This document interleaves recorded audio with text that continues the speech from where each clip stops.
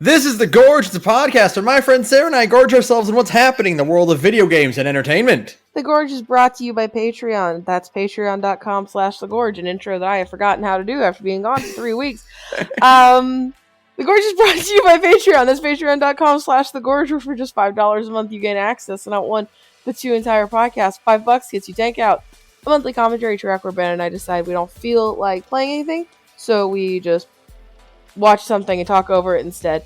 And $2 is like our grab bag tier. It's like you pay $2 and you get any bonus content that isn't takeout. And like that's the best way to describe it. You get the backlog of all of it. It's good. You get a bunch of weird shit. It's a little inconsistent, but it's $2. You get what you pay for. So yeah, it's fun. It's a good time. I've been gone. I'm happy to be back. So yeah, that's patreon.com/thegorge. Thanks. Yeah. So, you were gone. What have you been up to? Oh my god. So I went out of the country for 2 weeks. I went to Amsterdam for a week. I wasn't gone for 2 weeks, but like the time all around it was like it added up to being an additional week, right? Mm-hmm. So I was off work for 2 weeks, I suppose is a better way to put it. That's a vacation. That's a vacation, yeah. That's a nice vacation. I went to Amsterdam. It was awesome. It was beautiful, even though like it's a very rainy city in November. It actually was way better weather than I even expected. Like we did get a lot of rain, but the days it rained a lot were the days we spent in museums, and Amsterdam is a city full of museums, so that works. Nice. And then the days where we were outdoors, the weather was very nice instead, which was great. So, gorgeous city. It's another city that will give you the brain disease of, oh, I don't need to own a car.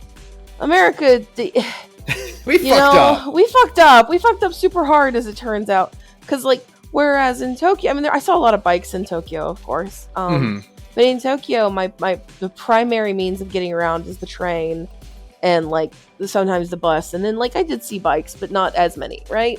Right. The primary means of getting around in Amsterdam are bikes. Like I saw trains and buses and they were very well used, but like for small distances, tons of bikes everywhere. It was awesome, right? I'm assuming that's just because like Amsterdam is more open than Tokyo. No, actually it has very little narrow old street. I need to send you some pictures I've taken. But like it's a lot of narrow old streets and like houses that are just like it's that European city thing of like just a big row of like individual buildings, you know what I mean? Yeah. Like that one picture, a couple of pictures I sent you. The whole city's like that. It's on canals. But I guess because the roads are so old, it still lends itself to being bikeable. There's cars in the city as well, of course, but There's a lot of like strips of road where it's like, nope, this is pedestrians and bikes only, which was very cool. Beautiful city, very old city. Great. Tons of great art, obviously, because it's like where Van Gogh was from, the Netherlands, and like Rembrandt and Vermeer and all those. They're all they're from the Netherlands. It was great. Gosh, what else? It's just beautiful over there. It's very beautiful. Like even with the weather, the old buildings were great. It's just wonderful to look at and very chill vacation. It was not Tokyo where we were doing things like 12 hours a day. Kinda. Right. It was like, we wake up, we get breakfast, we chill for a few hours, we go out, we come back at like a reasonable hour, like it was way more relaxed vacation. It was very nice. However, Dutch food is really nothing to speak about. Oh no. I was not impressed by any of the food there. Like, the one day where we had truly great food was only because we were so exhausted and we went to a ramen place. But even the ramen... wasn't even Dutch food! No, yeah, and even the ramen, because it was made by Dutch people, like, even the ramen was just fine. Like, it was good, for sure, but it was just fine. Like, it was not anything to super write home about, right? Right. Like, so none of the food is really great. Like, I will say, everybody says to get, like, fresh stroop waffles, and I got fresh stroop waffles, and you know what? They were great. Those were genuinely... A stroop waffle is just, like, waffle cone, like, 2 pieces of waffle cone, flat, with caramel in between. Okay. And like, it's a very light little snacky food you eat while walking around, and that was good. Those were genuinely good. Nice. But otherwise, I was not impressed by Dutch cooking. They do a lot of like fried breads and fried like the one thing I didn't get, and I wish I had gotten, but also was just fried chicken. They do a thing over there called Kipling, and I didn't get any Kipling, but like as far as I could tell, it was just fried chicken, and I'm from Alabama.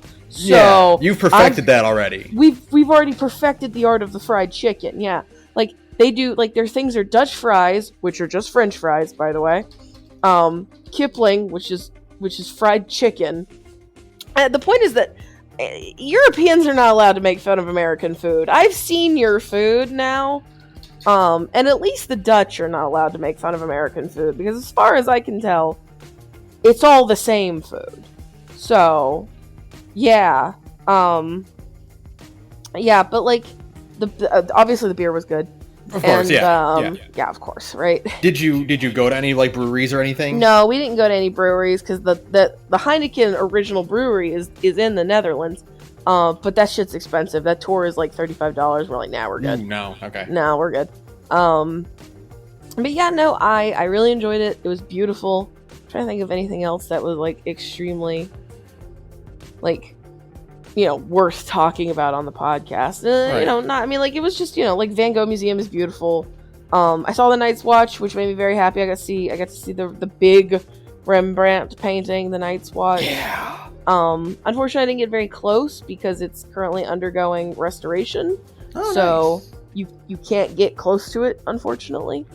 But yeah, I got to see like basically the stuff I wanted to see. I got to see Rembrandt. I got to see Vermeer. I'm a personal big fan of Barnett Newman. He's a modern artist. He just paints like big fields of color. And I got to see Barnett Newman in person, and that was like my religious experience was going to see that. Yeah, I had a great time. It was fun. But I'm definitely happy to be back in America. Like I am definitely. God love the Dutch. They're very nice people, right? Like. Everybody's very polite, very friendly, but like they're, I'm just more used to the very like open and loudmouth friendliness, right, of the Deep South, right? Like it was a culture thing, of course. So I was very happy to be back in America, and also I was happy to be back in just like Alabama weather because it was nice. I was like, oh, I missed it here. But yeah, so that was like the biggest thing, obviously. But I did want to talk about, so on the flight back, right? Yes. You've been itching to talk about this more than you've been itching to talk about your trip. I know. So on the flight back, and I understand, before anybody says anything, I know that a flight is not conducive to appreciating movies. But I watched the first 3 John Wick movies. They're really bad. Like, everybody talks about these movies like they're amazing. No, the first one's really good. The first one was great. Like, I loved the first one. It was awesome. And so I was like, oh, I'll watch the second one. They're so bad. Like, both sequels are so shockingly bad. The second and third movies are just compilations of deleted scenes from the first movie. And no, that's not it. Like that's... Because, like, the oh my god, I don't even know how to put it into words. The 2 subsequent... I didn't watch the fourth one. Everybody says the fourth one is good. I don't believe you. Because these 2 movies I watched were fucking dog shit. The 2 subsequent movies felt like parodies of a John Wick movie. Because, like... They're so dog-brained. And, like, I love a dumb action movie. But, like, these were almost too stupid, right? Like, like they were almost too stupid for me to like them. And there's just nothing. There's nothing there, folks. There's no, like, meat. Like, the first movie is compelling because it had meat. Like, it was kind of about, like, it's John Wick going to kill these guys because of his dog, but it's also like Go ahead. I think the problem with that is that John Wick 1 was way less about the society. Yeah, that's the thing. And the world building is like the lamest part of John Wick. I'm sorry. Like, it's not cool. It's super, like, shitty and bad and boring. And, like, I just was so unimpressed. Because the first movie kind of is about, like, walking through grief in a fucked up way. Right? Mm-hmm. And Keanu Reeves is doing, like, actual acting in it in some places. And, like, he's showing off that he can do cool stunt shit. And, like, but he's doing acting, and there's, like, a thread of emotion here between, like, you know, these two characters, right? It's about, like, Viggo and John, and, like, their push and pull, and, like, how, like, reciprocal violence, all this shit, right? Like, there's, like, food there for chewing on. And it ends on a nice high note. And, you know, because he gets another dog. He lives and he gets another dog. And it's like, okay. And he literally walks off into the sunset with his new dog, which is a pit bull, by the way. Good dog. And, like, it's like, oh, this is a good movie. And every other movie feels like a fucking parody. Nobody, I mean, like, I guess people do care about this shit because they made 4 of these fucking things. Mm-hmm.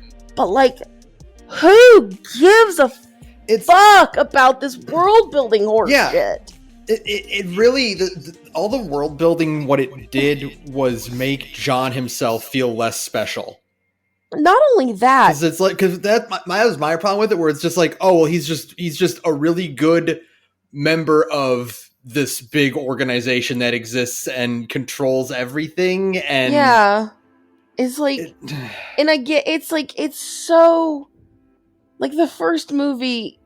I wouldn't say is down to earth because it does feel kind of mythological, and they're like invoking that for real, right? They're talking about gods and shit, right? But like it like the heightened reality is so absurd that at first it's funny and entertaining in like 2 and 3, and then it loops back around to just being so stupid because it just won't let up, right? Right. Sorry, I also caught COVID on my way back from Amsterdam, so I also sound like shit. So it's been a great 3 weeks for me. But like, it's just so bad.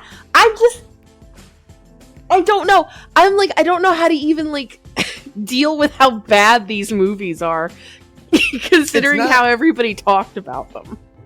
It's not the same thing, but it invoked the same trajectory for me as the Die Hard movies, in which as they got bigger, they got stupider. Yeah, but like, and you're totally right. But the thing is that, and we were talking about this last night, because I had to get some of this out of my system before we even recorded, because I cannot stop thinking, like, you're right, I am talking about this more than the fucking trip. But that's because I can't stop thinking about these terrible fucking movies. Like, the thing about the Die Hard movies is that even as they got bigger and dumber and louder and worser, John McClane was still John McClane, right? Like, he still acted the way he did in 3 that he did in 1, right? By the 3rd movie, John Wick is just the dumbest man alive. He's an idiot. He is literally just like, in the first movie you get the sense that like he's doing this thing for revenge, but it all feels very like thoughtful and calculated, and he understands that like, you know, he has to go back in one more time to get revenge for like the loss of this chance to grieve, right? And like, you feel everything he's doing feels like he's really thinking through all of his steps. And he gets his ass beat because he's just kind of old and he's been out of the game for 5 years, right? He stops counting bullets in John Wick 2. Yeah, he stops counting bullets, and he's just so like, but it's just that he just does things. He himself is like a dog. He's doing things arbitrarily. Like, I can't stop thinking about the bit at the end where he cuts his own finger off and then like 5 minutes later in the third movie, he's like, well, I guess I'm fighting the table after all. Yeah, he gets out and then immediately goes back in. Yeah. It's so stupid. I'm sorry. Like, if you like these two additional movies, you're wrong. You're just wrong. They're just bad. There's no, like, nothing, like, interesting or thoughtful about them. They're just noise. That's what they boil down to. They're literally just noise with, like, some of the laziest, most uninteresting world building I've ever seen. Right? And that is exactly how I feel about Die Hard. Oh yeah, I'm sure. I'm very passionate about Die Hard 1 and to a lesser extent Die Hard 2. Sure. 4 and 5 are some of the worst movies I've ever seen because it's just like John Wick in Die Hard 1, it's very smart. Everything is very deliberately paced and spread out, and like every scene exists for a reason, right? Like, oh, this is telling you something that will be important later. Yeah. And then you don't get that in the subsequent movies. No, absolutely not. It's the exact same thing with John Wick. I'm so I'm so stunned by how bad these movies are. I had no idea. I get really annoyed at all the world building in 2 and 3 because it's because it's Wikipedia. It's fan wiki. Yeah, totally. It's them going, well, some nerd on the internet is going to ask, well, why don't the cops go after John? And it's like, because then the movie would be over. That's the reason. That's the reason. Like, you get the vaguest hint of that in the first movie. Yeah. In a really fun way, right? Where, like, the dudes show up at the house and the cop shows up and is like, I got a noise complaint, John. And he looks around and he sees a bunch of dead guys on John's floor and he's like, good night, John. Good night, Jimmy. Like, there's that really great little exchange, right? Mm-hmm. And you get the sense that it's like in the first movie, that exists to show you just exactly what kind of a bad dude John Wick is, right? Right. And that's all it needs to be. Is it's like, oh, okay, John is an ex-professional killer who has, like, ties to the cops and, like, ties to the mob and all this shit, and the cops just going like, those are some dead guys on John's floor, and saying have a good night.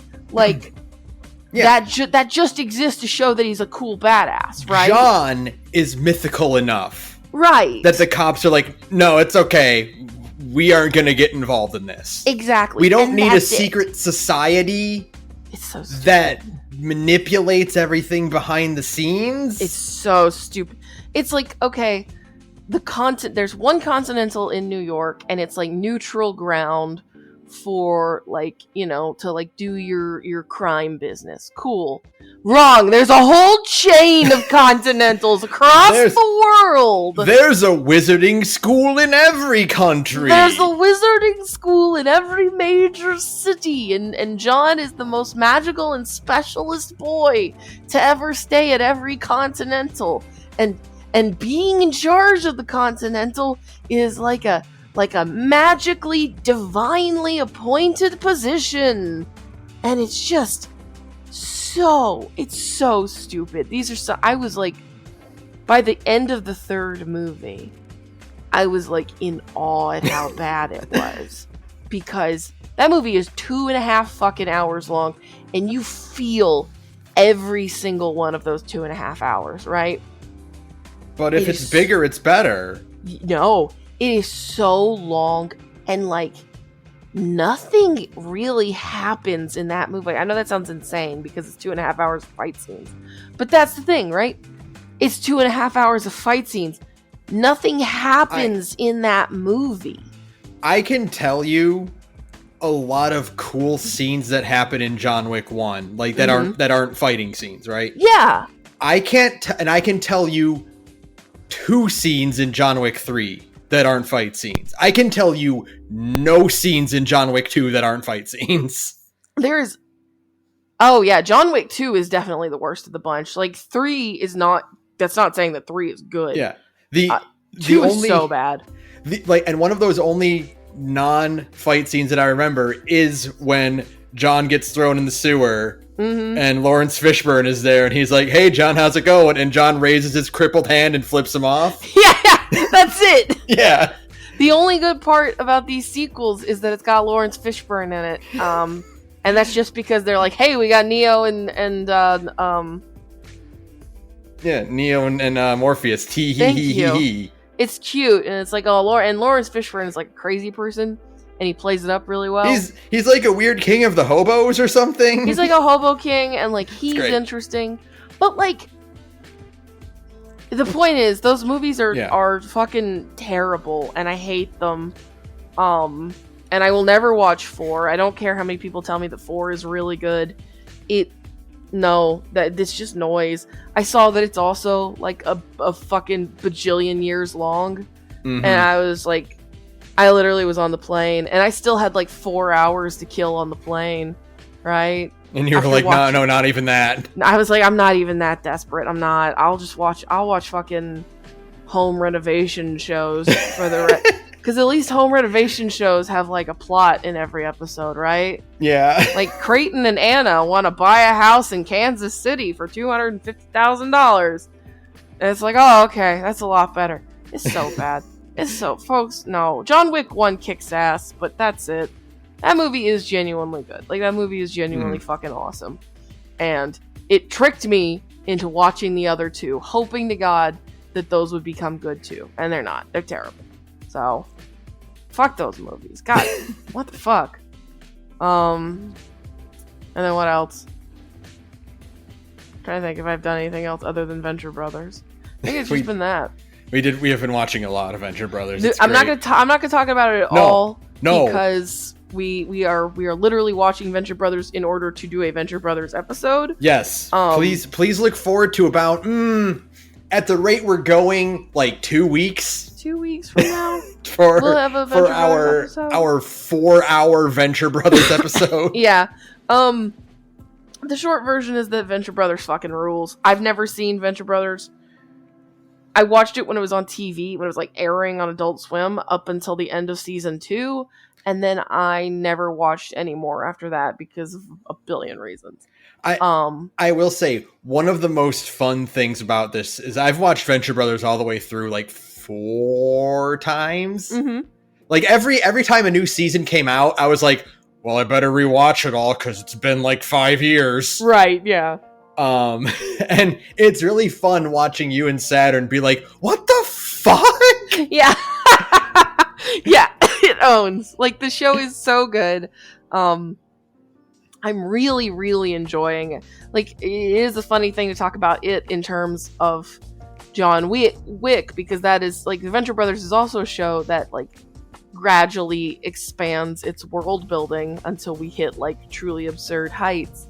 But, like, it works so much better in Venture Brothers. It's just so much more interesting. Venture Brothers is not interested at all in preserving the status quo, and I think that kicks ass. Yeah. Yeah, it's a great show. So yeah, please look forward to the 4-hour episode about that. I think that's the only other major thing worth talking about. The new Gouda event came out in FGO. It's really fucking good. They don't do reruns in FGO anymore, though. So if you didn't play I missed my chance. Yeah, well, you will be able to get the welfare later. Like, they're eventually going to do a thing where you can buy welfares. Okay. But if you want to watch the plot, you're going to have to YouTube it. Sorry. All right. Well. Yeah. They don't do reruns anymore because that's fine. I don't got the energy to do an event anymore. Yeah, like 2 back-to-back broke me. Yeah, no, there's some Magus explained it to me once, but it's basically like the system of like keeping track of everything in FGO, like enemies and stuff. Doing a rerun basically breaks that, and it's a huge pain in the ass because this game is much like Final Fantasy XIV, kind of held together by like duct tape and prayer. And they were eventually like, it's too much fucking work. And I assume they had like internal numbers that showed people just weren't doing reruns that all. Like, if they did a rerun, people didn't engage with it that often, probably. Right, yeah. So they were probably just like, fuck it, we're not doing reruns anymore. So yeah. But there will be a way for you to get any welfare like later on if you think it sounds cool. Okay. And is that it? Is that all I really did? I'm sure I did other things, but my brain is so fucking cooked. I have been traveling, and then I got COVID. So I'm really tired. My brain is like extremely boiled. I watched more Deep Space Nine. That show's still really good. Yeah, when I get sick or when I get sad, I'm like, I want to watch Star Trek, and then I do. Like, that's what Star Trek exists for, is when I'm sick or when I'm sad or both. I just kind of like lay on my couch and watch like hours and hours of fucking Star Trek. It has never ever let me down, ever. Good. So, yeah. But that's it. If I remember anything else that I did, it doesn't matter. Yeah. Well, I'll do the talking now then. Thank you. Because I have a lot of smaller things, and I have one very big thing, because I'm not going to get another chance to talk about it. Okay, hit me. I've been doing Supernova and Mario. I got through Mario Bros. 3 Plus. I got through Render 96, Mario 64, and A Plumber for All Seasons, mostly. And Super Mario RPG. Oh, and Super Cream 64. All of them are really, really good. I didn't end up liking A Plumber for All Seasons that much. It kind of got too hard. Yeah, that's what I heard. That's what I heard about. I wasn't really like vibing with it by the end. Mario Bros. 3 Plus is great. Oh yeah. And if I ever play Mario Bros. 3 again, it'll be that. Okay. It adds Luigi, Peach, and Toad as playable characters, and they have their Mario Bros. 2 gimmicks. Like Toad is really fast, Luigi has the flutter jump, Peach can hover. Right. And it was really good. Render 96 is gorgeous. They're doing God's work on that thing. And Super Cream 64 is a lot of fun. It's really cute. Yeah. And we also played Mario RPG, but you were there for that, and you've heard me say repeatedly how much I fucking love Super Mario RPG. Yes, I did. I was there for that. That game looks great. It has like an immaculate style. So yeah. I got caught up on Zom 100. What is that? That is a monthly manga it's in Viz. It's not in Shonen Jump, it's in Viz. It is a zombie comedy series about a salaryman in Tokyo who wakes up one morning and discovers that he is in the middle of a zombie apocalypse. Sure. And what that means is he doesn't have to go to work anymore. Yeah, that's what I'm talking about, buddy. And he makes a list of 100 things he wants to do before he turns into a zombie. Awesome. Very cool. And it is the whole gimmick about it is just like, what would you do if you didn't have to go to work anymore? Right. Like every new character is introduced with their former job title. That's awesome. Great.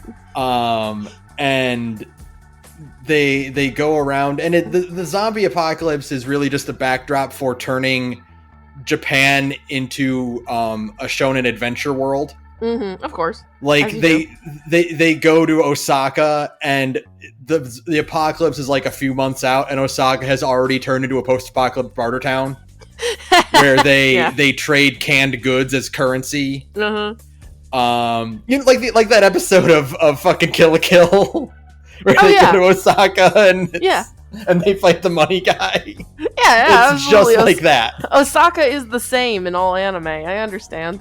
There's a joke where Osaka zombies are fast because everyone in Osaka does things with way too much energy. That even the zombies are faster and more energetic. There's 4 people in the main traveling group. One of them is a tourist from Europe who is a huge weeb. Of course. She flew over to tour Japan, so her big bucket list is just seeing all the sights of Japan. Sure, of course. It's also like a really good like promotional travel manga for Japan. Oh, it's like It's like, here are all the beautiful sights of Japan that you want to go to in case there's ever a zombie apocalypse. Yeah, it's like, hey, maybe you can come here and see this for yourself. Right. Like, characters will eventually will break character to talk about like what this prefecture of Japan is known for. Mm-hmm. But yeah, it's really good. One of the cool big twists of it is that the zombie apocalypse is not The Walking Dead, it's Resident Evil. Oh, so it's like Corporation? Yeah, so like they go to Umbrella Corp. Oh, great, fun. And they find monsters in tubes. Awesome. Okay. So yeah, it's actually really, really enjoyable. I tore through the entire thing in like a day. Of course. Yeah, it's Zom 100, and then Melissa and I watched Blue Eye Samurai and Scott Pilgrim Takes Off. Okay. Blue Eye Samurai is phenomenal. You should watch that. Okay. It is a samurai revenge story. Cool. And it has some absolutely gorgeous animation. Oh, that's right, because it's an anime, right? It's a Netflix CG anime. Okay. Ooh, and fun. I like whenever CG anime is pretty instead of bad. Yeah. Oh, it kicks. It's absolutely gorgeous.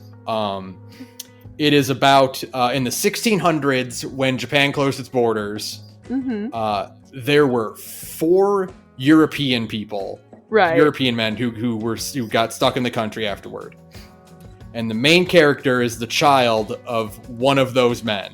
Mm-hmm. Hence, Blue Eye Samurai, because they have blue eyes. Sure. And their job is to find which one of them is their shithead father and kill him. Awesome. Because he made them a hideous blue-eyed monster. I see. And they gotta go, and he gotta go. They want revenge, I get it. It's really, really fucking good. Excuse me, my goodness. And Scott Pilgrim Takes Off is phenomenal. I bet. Yes. It looks phenomenal. I love Canadian Monogatari. It is not an adaptation of the comic. Oh, good. How fun. I'm going to say one thing about it. Okay. Because otherwise I'll spoil. It's out, so I'm glad they didn't promote it this way. But now that it is out, I'm okay telling you this one thing. Okay. It's not an adaptation of the comic. It's the FF7 remake of the comic. Oh, so it's like Evangelion. It's like the rebuild movies for Evangelion. Yes. Everything is going really well at the start, and then something happens, and you go, oh shit, this is about something different. Oh, how fun. Okay, then. I might check that out. Yeah, it's really, really good. Oh my god. I do know I want to make time before the year is up for Scott Pilgrim and for Pluto, because everybody says Pluto was fucking amazing. So I do need to give Pluto a shot. Yeah. No, I was just like my eyes were glued to the screen for every second of Scott Pilgrim Takes Off. That's awesome. Is it like a 12 episode run? It is 8 episodes, okay. Yeah. Okay. Cool. There's a hint at a season 2, but Edgar Wright and what's the author's name? We're like, we don't really have an idea that was, hey, if we get money from Netflix to do season 2, here's our door, or we left the window open so that we can sneak back in at 1 a.m. Sure. But no, it's really, really, really good. It does an amazing thing of recontextualizing the entirety of both the comic and the movie. Ooh, how exciting. Yeah. Nice. And then the big thing, I'm going to do a little mini one-person gorge here, is I finished Spider-Man 2. Oh, yeah, hit me. Yeah. That's my game of the year. There's no question about it. Spider-Man 2 is my game of the year. Okay. Insomniac outdid themselves to the point where I never want to play Spider-Man 1 again.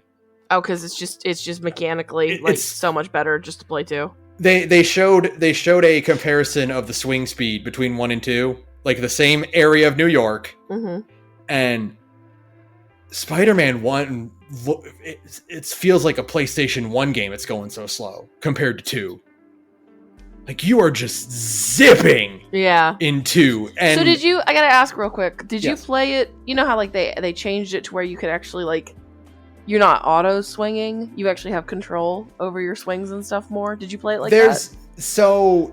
There you can adjust the momentum. Mm-hmm. I fiddled with it for a little bit, but I preferred to have the ease of traversing. Sure, absolutely. Than juggling that. It's a cool mechanic, and you can do a lot of stuff with it. But like, yeah, you can control. There's a ratio of how much weight and momentum you want in each swing, and like. Sure.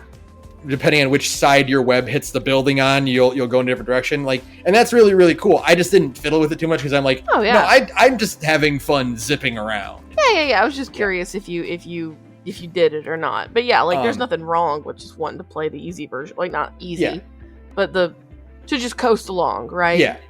The web wings are also just really, really cool. Mm-hmm. They add so much to your momentum, your mobility, your speed. There's ways to make it go faster.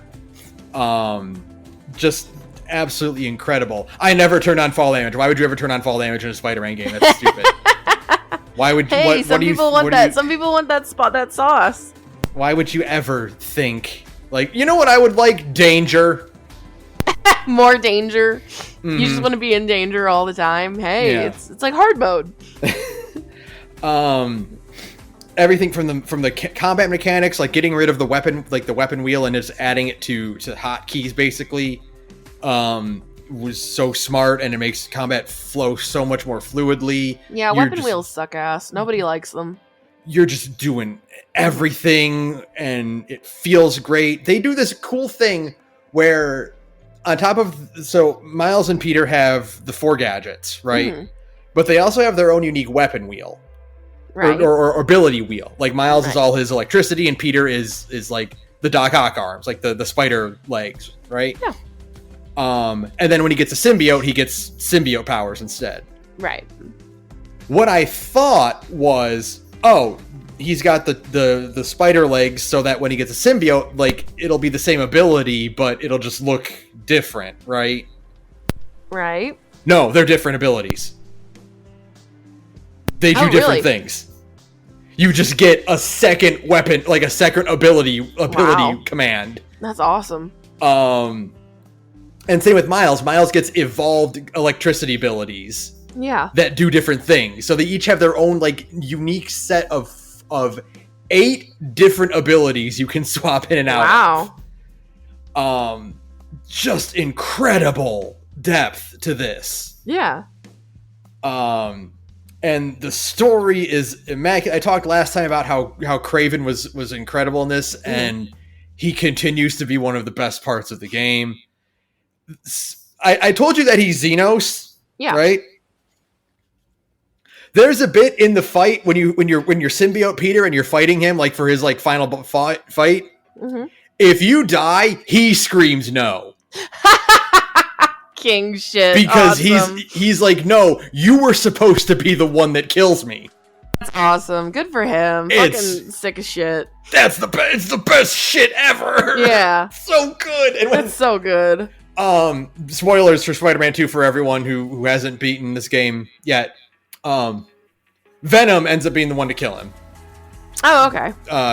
Harry Osborn as Venom kills him by biting his fucking head off. Hell yeah. And like he's got Kraven by the throat, and he's like about to do it, and Kraven just goes, "Thank you." Oh hell yeah. And you're just like that owns. Okay. He's got one of the rawest lines I've ever heard in anything, which is, "I will not allow God to decide my fate." Oh, awesome. Yeah. So fucking cool. He's extremely cool, like, adaptation of Kraven. Can't wait for Sony to put out that bad Kraven movie. Oh, yeah, the one where their Kraven looks like one of the henchmen that Kraven hired. Yeah. Yeah. Oh, he's so fucking good. Oh my god, I can't believe they made Kraven one of the coolest villains. Yeah, because that's a hell of a needled thread. Kraven is a really cool idea who has had one good story. Yeah. And it was supposed to be his last story. Yeah, that sounds about right. There's a reason everyone tries to adapt Craven's Last Hunt, because it's the only thing you can do with Craven. It's the only good one. And but then once Craven is gone, then it's all Venom all the time, baby. Right, and yeah. Harry Osborn Venom is a really, really, really cool idea for Insomniac. I do not want to see it anywhere else. Yeah, you don't want to see anybody else try it. Yeah, they made it work here because they built up to it in Spider-Man 1, where it's like, yeah, we're setting this up and we are controlling this world by ourselves to make Harry Osborn Venom for it. Yeah, to make like a suitable Venom, yeah. Yeah, if they had tried to shove Eddie Brock into Spider-Man 2, it wouldn't have worked as well. Right, yeah. So he's great, and they have this great dynamic with Peter because they're childhood friends, and you get the friendship betrayal, and you get the Peter being selfish with the suit that Harry needs to live, and how it controls Peter and makes him more aggressive and hostile, and it works. It all clicks really, really well, and you get this great dynamic between the two of them that builds up, because at first Harry gets it and he's like trying to be a hero like Peter, right? Like they're going around and they're teaming up and they're going back and forth and doing their banter thing, and it's fun, and it's like, this is really cool. I get to be a superhero with my best buddy, and then bad things happen and Peter ends up getting the suit instead, and like it just starts piling up after that. And the climactic fight, someone else, I can't remember who it was, but other people have mentioned this before.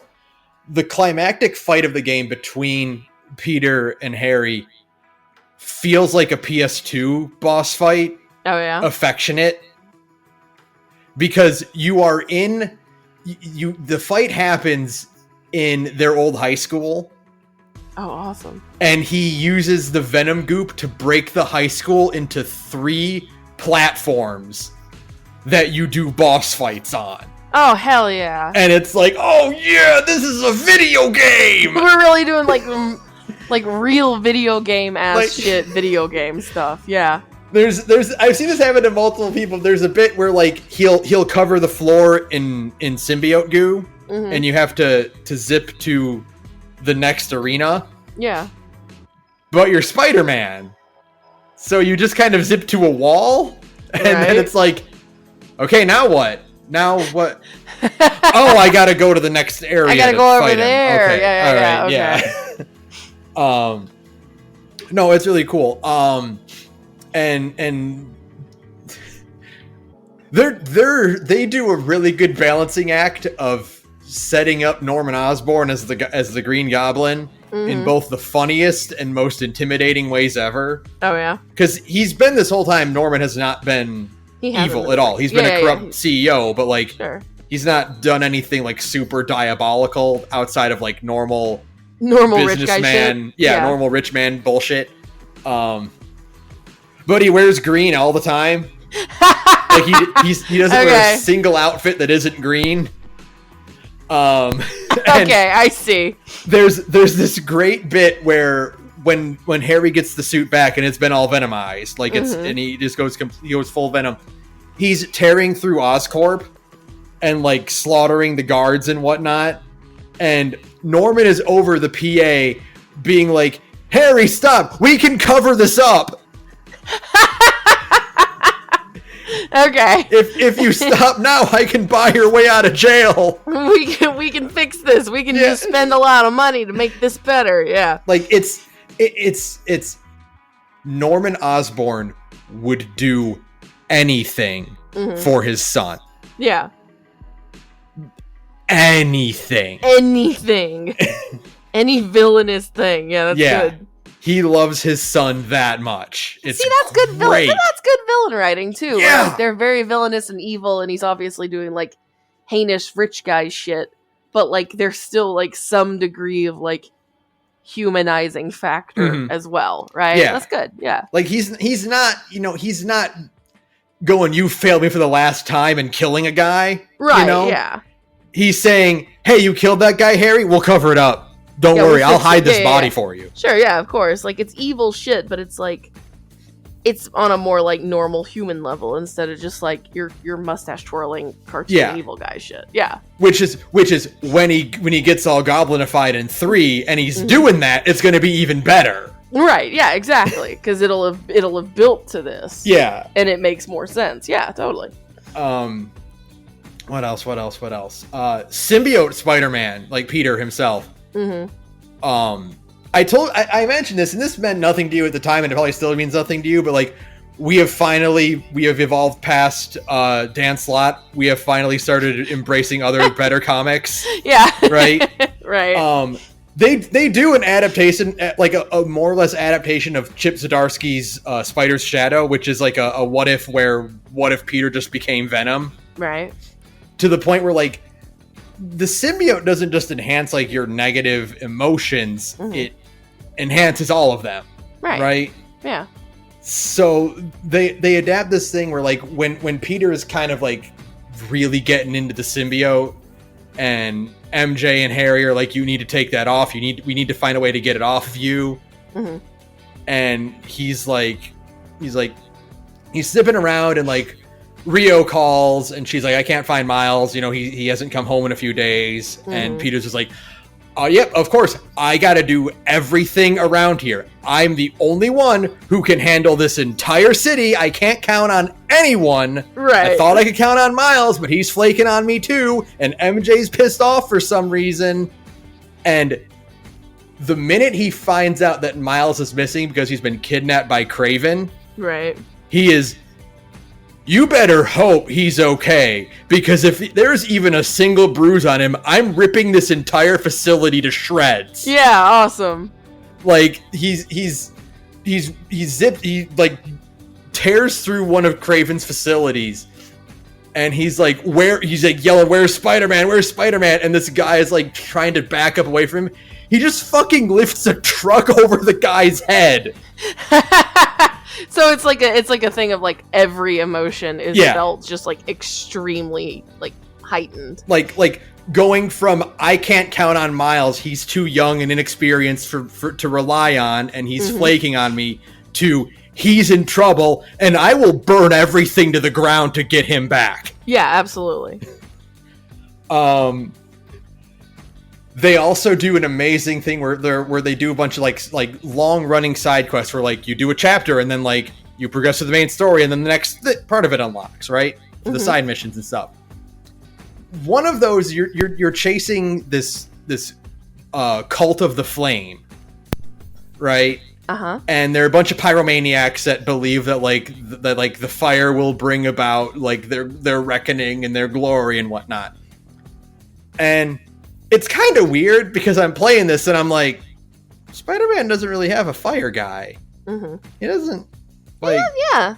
There isn't really like an evil fire guy in the Spider-Man repertoire. There's like the Jack-o'-lantern, I guess, but not really. He's not a fire guy. He's kind of a explosion kind of guy. Sure. I guess it could be. I don't know. And so I'm playing this and I'm like, Did Insomniac just make up their own? Just make a new villain yeah, for it? That'd be fine.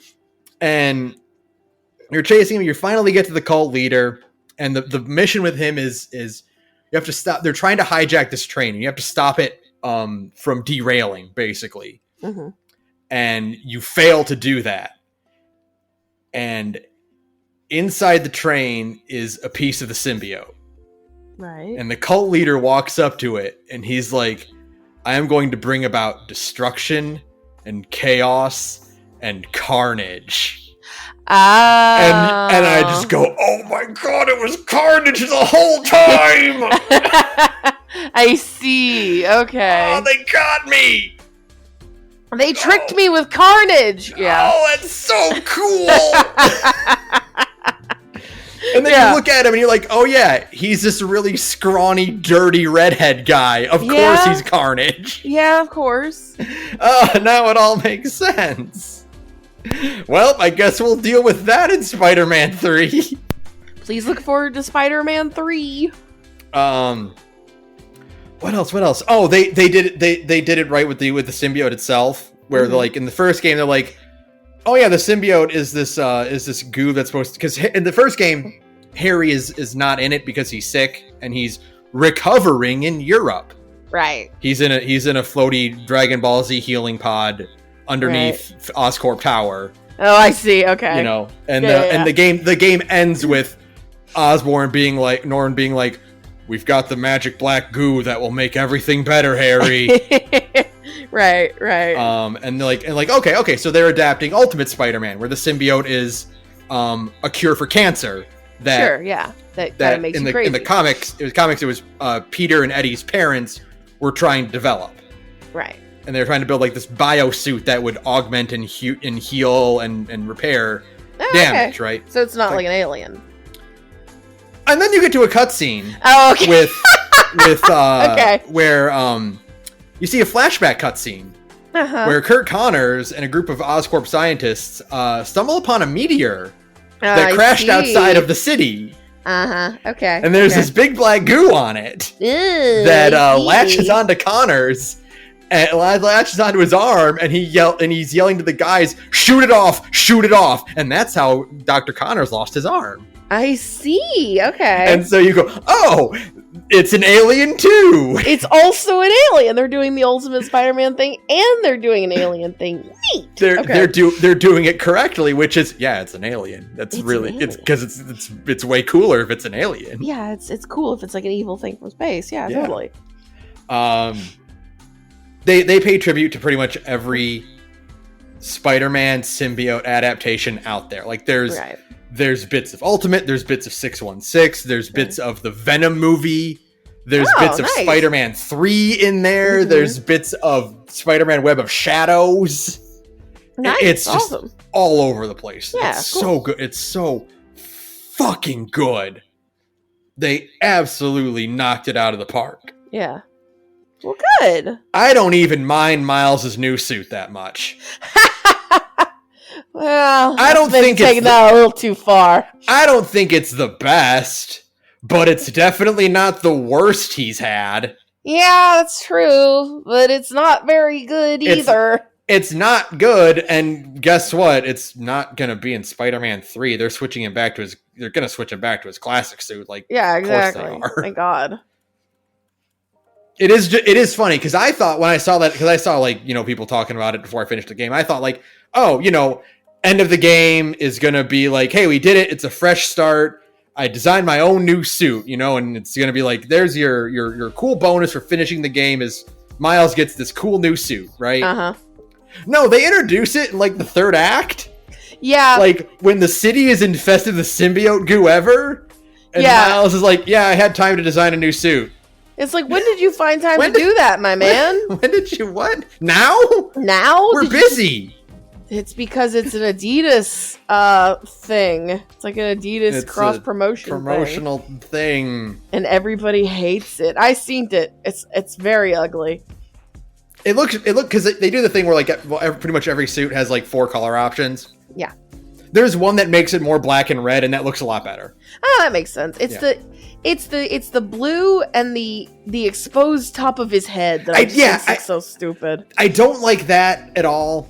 I wish it was like a full mask like everything else. Yeah. It's very silly to just be like, and also we gotta pop his dreads out. It's like, is it the top of his head cold? But it does look better when it's more black and red. Sure, yeah, of course. The blue is not very good. The blue is very not Miles Morales at all. No. Considering his spot in culture thanks to the Spider-Verse movies as being the Spider-Man who wears black with red highlights, right? Right, exactly. That's kind of his whole aesthetic. Mm-hmm. Yeah. Yeah, so they do have a requisite Spider-Verse reference of course. in it. Besides the costumes you can get, obviously. Sure.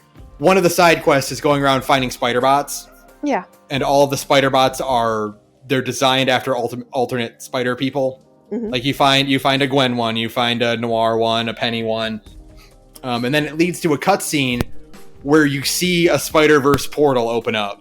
Oh, that's fun. And you see a character, and the character is like, hey, if you see Miguel, tell him I'm looking for him. Oh, that's cute. Okay. What else? They drastically fixed the MJ stealth segments. Oh yeah, they made those good instead of bad. Yeah, I didn't mind them in the first game. They were very simplistic and they didn't really do much, but they were kind of like a break from the action, you know. Mm-hmm. They weren't great, but they weren't the worst I've ever seen. This one turns MJ into fucking Snake. Oh, nice. Like, she's sneaking up on dudes and like tasing them and like knocking them out and choking them out. She fucking adapts her little tase gun into a web shooter so you can just web guys to walls. Oh, nice. Good for her. The last segment is just Resident Evil. Because, like, it's her, like, infiltrating a symbiote nest, and there's, like, symbiote creatures running around, and she's got, like, a pulse gun to, like a sonic wave gun to shoot the symbiotes off the people. Mm-hmm. And it's just a third-person Resident Evil game. Yeah, that just sounds like a Resident Evil game. Yeah. Like, she's got her own Mr. X, like a big symbiote that's chasing her around. And she can't shake. That's very funny. I mean, you know what? I'm like, Insomniac, make one of your DLCs just more of this. This plays really well. Insomniac, do you just want to make a Resident Evil game? Like, good for you. Like, if they wanted to make, like, a Black Widow game that's just this, fucking, yeah, go for it. Absolutely. Shit, why not? It was really, really good. God, now there's just so much. And a lot of it's just for me, like, there's a big cool thing with the chameleon in there. There's like, very vague references to other characters that might show up later. Mm-hmm. Like, Peter mentions his lawyer buddy. Oh, yeah. Oh, yeah. Okay. Yeah. Took me a second, but yeah, okay. Yeah. It's like, oh, maybe. Oh, they do Daredevil. They do a really cool thing where, like, if you're going around, like, swinging and you find, like, a random, like, street crime that you stop and, like, there's a bunch of guys, like, you have to fight. One of your other hero buddies might be there too. Oh, that's fun. And, like, you can do team attacks with them if they happen to be there. Like, it's you. Most of the time it's Miles or Peter, whichever one you're not playing as. Mm-hmm. For the time when Harry is Agent Venom, he can show up. And then you also get Wraith, which is Peter's ex-cop friend from the first game. Oh, cool. Who went all crazy and became like a psychotic Batman. Yeah. And you can run into her sometimes too. There's a great bit where Miles meets her for the first time, and he's like in the middle of a street crime, and he's like, "Oh, hello, ma'am," and she's like, "Ma'am." Great, that's awesome. It's good. That's really good. So yeah, and that's why I'm like, what if Daredevil shows up in the DLC so that you can run into him while doing street crimes? Yeah, and like you just get you get Peter Parker and Daredevil teaming up. Yeah, I guess the thing is that, like, the rights situation there is a little bit wackier, but it would be cool. I mean, it can't be a rights thing because you can go to the Baxter Building and there's a big Fantastic Four logo on it. Oh, okay. Well, and there is a cutscene or a submission where Black Cat steals a mystical item, like a mystical portal gun, which is their like way of using their Ratchet and Clank portal tech. In Spider-Man. In other video games, yeah.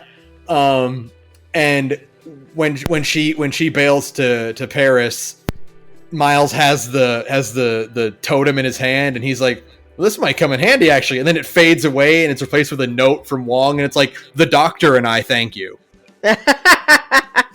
Okay. It's like, oh, okay, all right. So yeah, I'm really excited to see what DLC they put out and what they're going to talk about for Spider-Man 2. But I'm assuming Wolverine will come first. Yeah, Wolverine is probably going to come first because they got to actually get that thing out the door, and everybody is excited for it. So yeah. Yeah. But that's about it. We got a lot of news to get through. Oh God, let's lightning around. Oh yeah, I guess I should mention, if I sound kind of quiet in this recording episode, it's because I'm using my headset tonight. Because it has an on-off switch that I don't have to press a button, so I can hack and cough to my heart's content. So that's why. Okay. Like a Dragon, Infinite Wealth has an Animal Crossing style island sub-game. They're trying to trick me into playing a Yakuza game, and it's not going to work. They I don't think it's in this article, but they talked recently about how people were like, "Hey, don't marathon Yakuza 8." Do not marathon Infinite Wealth. It's like 120 hours long. Great. I can't wait. Yeah, they're trying to trick me. They're like, well, it worked for FF14 and Island Sanctuary. And Maybe this one, we can trick people into it here, too. This one actually looks way more like an Animal Crossing with, like, customization and stuff. See, that's dangerous. Don't tell me that. No. I shall pretend I did not hear. It is funny to see, like, realistic human man Ichiban, like, picking at things with a pickaxe and, like, gathering fruit and stuff. That's funny. Ichiban is in his Minecraft era instead of the Dragon Quest era. You know? They pointedly were like, Pat Boivin and Dan Video Games, do not marathon Infinite Wealth. You will die. You will die. Dan Video Games is like, that sounds like a challenge to me, motherfucker. I'm so fucking excited for Like a Dragon and Infinite Wealth. I've been thinking, like, do I have time to fit a replay of Like a Dragon in before Infinite Wealth comes out? Maybe I do. When does it come out? Like February? Oh, you've got time. Yeah, I think because like I'll have February to try to beat it before Remake or Rebirth comes out. Oh yeah, you got time. So when I heard like it's 120 hours long, I'm like, oh boy. Oh no! We're gonna have to cram. There are probably gonna have to be nights during March where we're just not playing FF7, so we can play other video games occasionally. Because I'm like Sarah, I need to play Like a Dragon Infinite Wealth more, or I will die. That's true. I understand. Listen, I like Cloud a lot. I really do, but I need to see Ichiban. I need to see my boy in his frizzy hair. One of the sadder things someone pointed out is because The Man Who Erased His Name came out, right? Mm-hmm. So they were comparing that Kiryu to the one that's in Infinite Wealth. Yeah. And they realized that Infinite Wealth Kiryu is just using Ichiban's body model. Oh yeah. Like it's the same model between the two of them. Mm-hmm. Which means that oh man, yeah, cancer is kicking his ass. Oh yeah, he's like a lot smaller now. He is a lot skinnier than he used to be. Yeah. Oh boy. Oh, Kiryu, no. Oh, that's gonna be rough. Next, Modder converts entire Fallout New Vegas map to Fallout 4 engine. Yeah, this is part of. So last year and a half ago, they did a thing where they revoiced all of the audio for Fallout New Vegas, right? Mm-hmm. So because there is currently a group trying to remake New Vegas in the Fallout 4 engine, you know? Mm-hmm. And the deal is that the thing that when they tried to do this not for Fallout 3, but for I think it was Oblivion. It was for Skyblivion, right? For when they tried to put Oblivion into Skyrim. The deal is what kind of stalled them there is that they couldn't use that audio from Oblivion. They couldn't just take those files and put them in Skyrim because it's a copyright violation, right? And like the Nexus doesn't allow for that, and Bethesda themselves are like, sorry, hey, we let you mod a lot, but we have to draw the line somewhere. So that's what that revoicing project was for, and I think that's what this map is for as well, is that No. What? This is a separate project. Oh my god. This is so what this is so there's Fallout 4 New Vegas, which is what you're talking about, the project where they have to re-record all the lines and they're just trying to I thought those were the same project. No, this is someone just did the map. There's no quests, there's no I scripts, figured that. It's just the map. Wow. So this is a separate adaptation of New Vegas. They should just the fucking Fallout 4 New Vegas guys should just pay that guy to use his map. Yeah, they You're like, here's $1,000. Spare us some work. Mm-hmm. Yeah. Oh my god. Wow. That's crazy. Yeah. I need to. You know what? I should get that shot at some point. Just to walk around in it. I got that itch. The article says that the conversion process of actually uploading it and doing that can take several hours. Oh, I bet. I'm not surprised at all. It's basically a whole nother video game. Yeah. Even without all the scripting and NPCs and whatnot. Yeah, absolutely. Damn. Well, so it's a start though.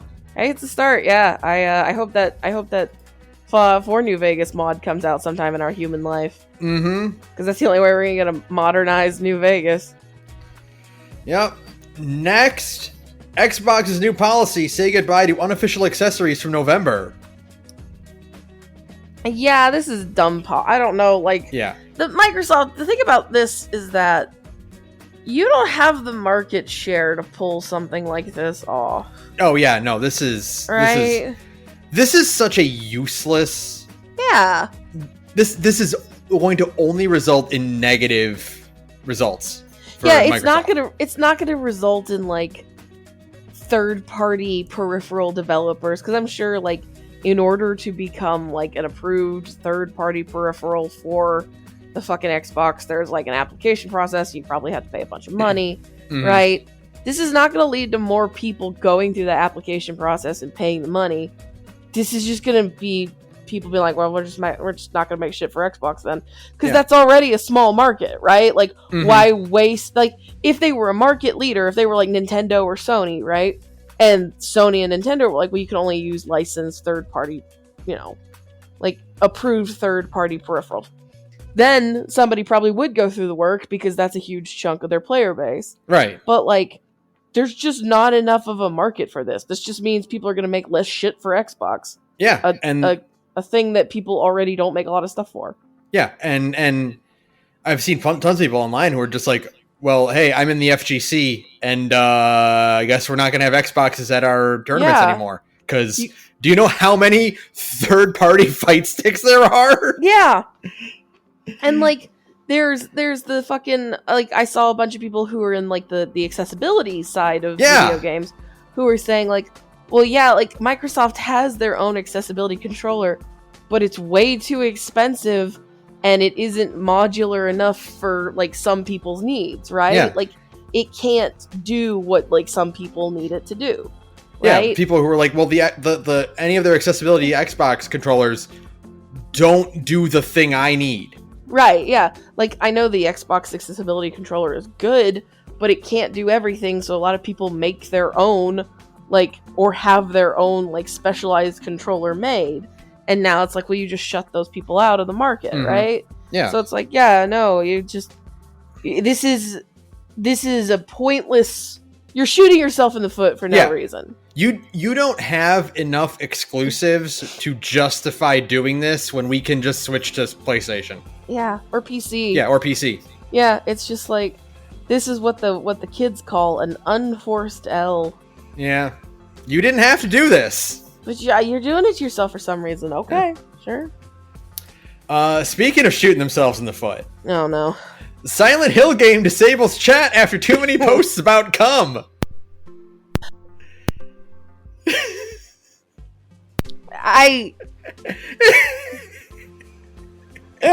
Being a Silent Hill fan,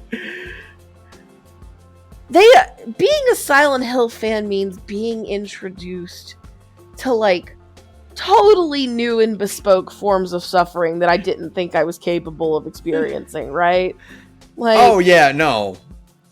Like, every time something new with Silent Hill comes out these days, I'm just like, wow, I didn't know I could be miserable in this way. I thought, like, for me to be unhappy like this, I would have to, like, move to an active war zone. But as it turns out, no, I can just be a Silent Hill fan and suffer like this. Literally, you know that post that everybody posts on Twitter these days that's like, save me, white girl, save me? Yeah. Please save me, white girl. That's me and Ryukishi07 in Silent Hill F. I am at the point now where I'm like, save me, Ryukishi07. Ryukishi07, save me. I want to quote this article, and then I want to ask you if you would be willing to make a title card for this episode. Oh no. You can say no. I will not be mad if you say no. Oh dear. But I at least want to get it out in the world. Okay.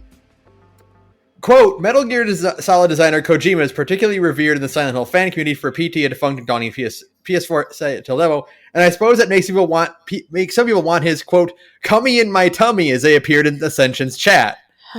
Other chat participants requested Pyramid Head to appear with Big Boing Boing and announced they need Pyramid Head to impregnate me.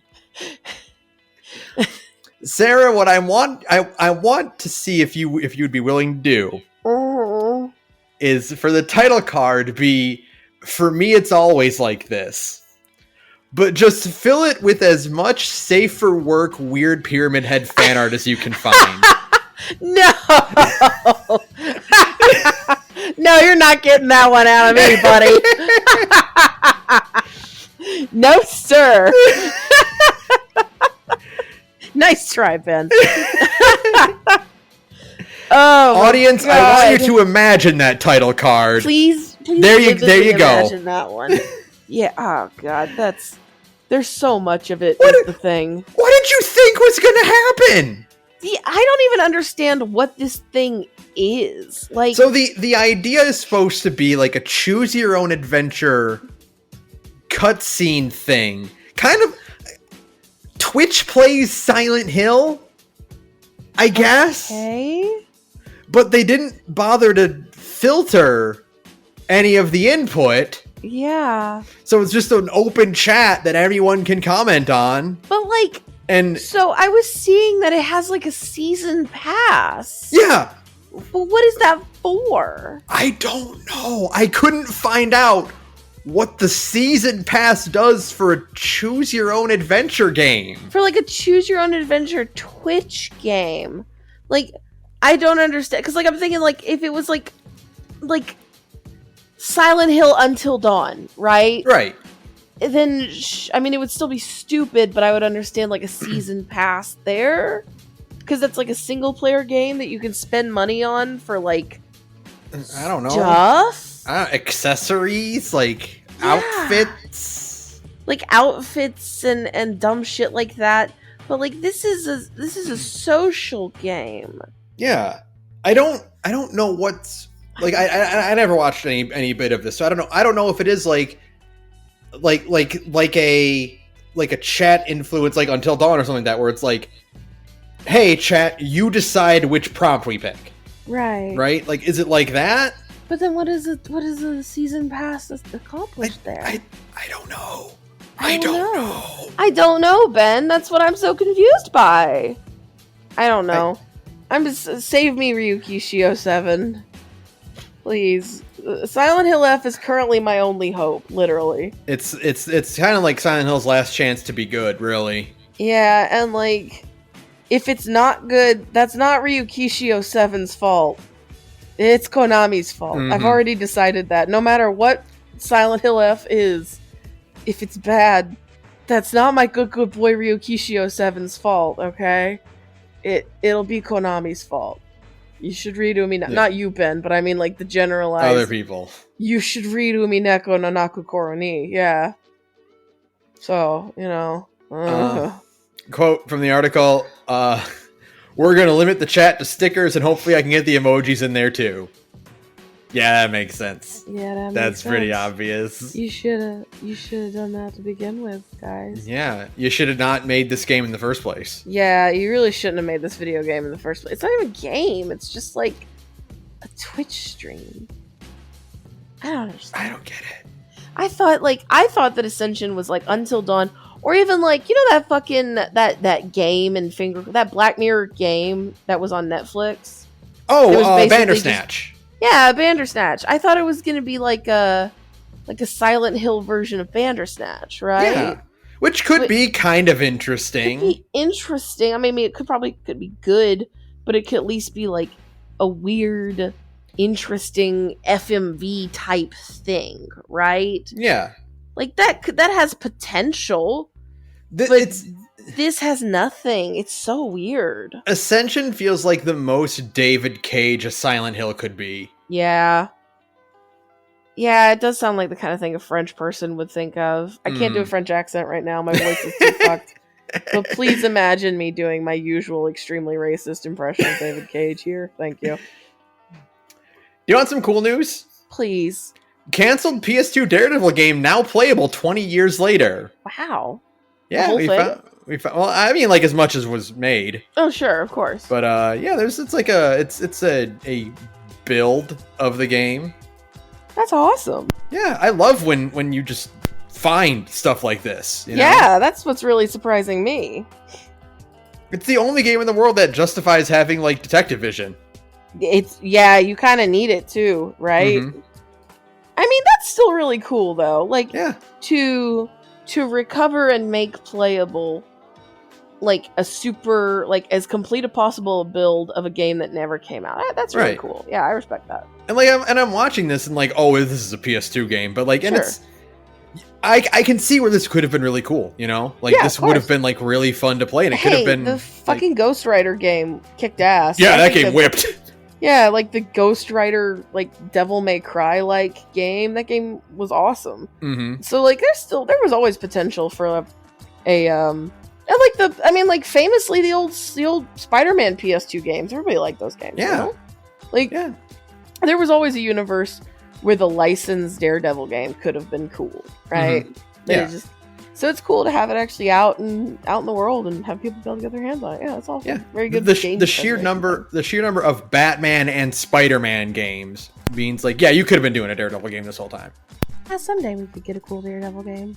Someday. I feel like that's a potential, or at least like a Daredevil DLC for Spider-Man. I would love if they did an Arkham Knight type thing, where the DLC is, hey, play as another character. Yeah, that'd be really cool. Play as Venom, play as Wraith, play as Daredevil. Yeah.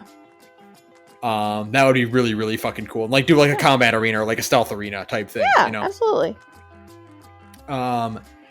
Next, part 2 of Microsoft in this week's news. Oh no. Microsoft gaming boss says company needs to think of Switch users as part of the Xbox community going forward.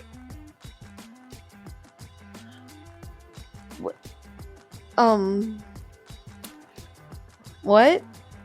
Quote from Phil Spencer. Oh.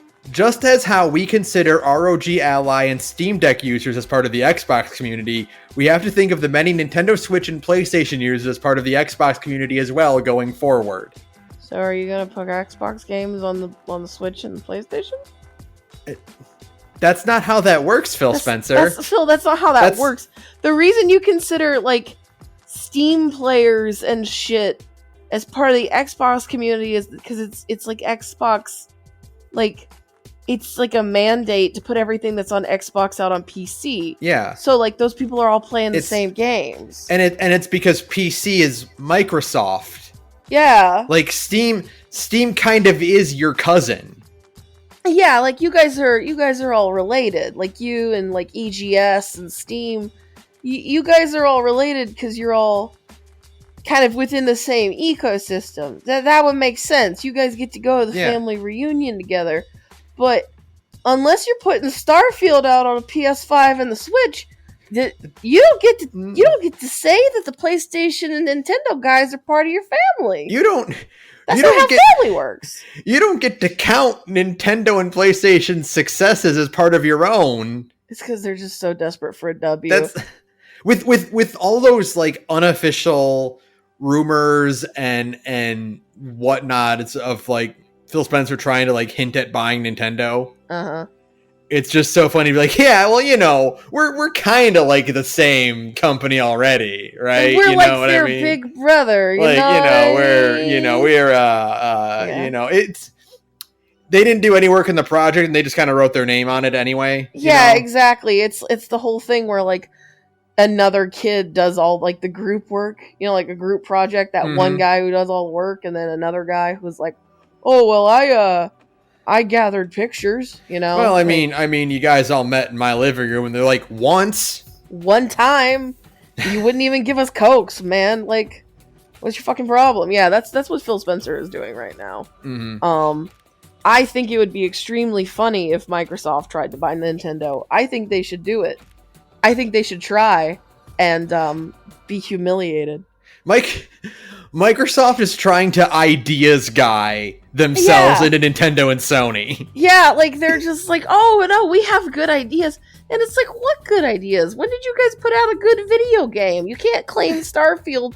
That game was like 85% done before you bought Bethesda. Like, when have you put out a good video game recently? Yeah. Under your own fucking, like that's the thing that's really boggling me. It's like, when have you guys put anything out? That's kind of why the Activision merger doesn't matter. Because they're not going to put out any fucking video games. You know what? I will give them one thing. They did put out Hi-Fi Rush in January. In January. But that's under Bethesda Softworks. Because that was Tango Gameworks, and yeah, that's Tango true. was owned by ZeniMax Media. Yeah. What have you guys been doing over there? Hey, what the fuck have you been doing? Have you just been jerking off for the last 2.5 years since Halo Infinite came out? Like, what the fuck? Well, you know, Cyberpunk is kind of like an Xbox exclusive. No, it's not. No? Not even remotely. It did. You can play it on the PS5, and it's perfectly functional on the PS5. Don't play it on PS4. I'm just thinking of Phil Spencer trying to Tommy Tallarico his way through Nintendo. Yeah. Being like, well, you know, we got Banjo-Kazooie into Smash Brothers, right? You know, and then in 6 months, it's like, well, you know, we had a huge hand in developing Smash Ultimate for Sakurai. Like, I was in the room with Sakurai while we were developing Smash Ultimate, and he consulted with me all the time. Yeah, no. I'm just thinking of Phil being like, oh yeah, you know, because people play Tears of the Kingdom on emulators on Microsoft machines, that means that Nintendo fans are part of the Microsoft system. It's like, that's not how that works, man. That's not how any of this works. Oh, God. Oh, Phil. Oh, Phil. Oh, Phil. You guys have really fucked up. I don't know what the fuck is going on over there. I don't know either. Kill for some sort of documentary about how fucked up things are over at Xbox right now, but that's never gonna happen. Well, we got another chapter in how things are fucked up at Microsoft. Oh, God, what?